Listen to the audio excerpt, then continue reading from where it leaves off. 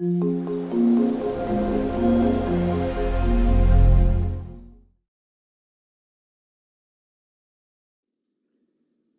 to C Tutorials. This is Introduction to Programming Part 1. What is programming? Computer programming is the process of designing and building an executable computer program for accomplishing a specific computing task. Programming involves tasks such as analysis, generating algorithms, profiling algorithms, accuracy, and resource consumption, and the implementation of algorithms in a chosen programming language, commonly referred to as coding. The basic program of C. C is a general-purpose imperative computer programming language, supporting structural programming, lexical variable scope, and recursion, while a static type system prevents many unintended operations. Variables and identifiers.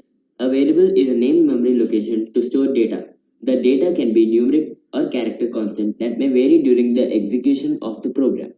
Identifiers are the names given to C entities such as variables, functions, and structures. These are user-generated names. The C keywords. Keywords are the reserved words in programming, which are predefined by the software developer for some specific purpose. The keywords cannot be used as variable names or functions, etc. While writing the code, if the user enters a word which is not understood by the compiler, it raises an error. The common C keywords are do, break, double, else, case, int, default, switch, void, char, if, float, while, for.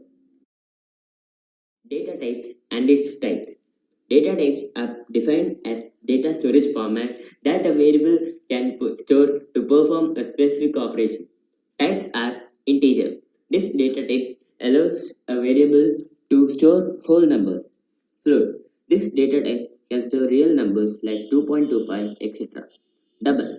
This is similar to float data type, but store long decimal numbers. Character. This data type can store a single character or combination of characters called strings. Operators.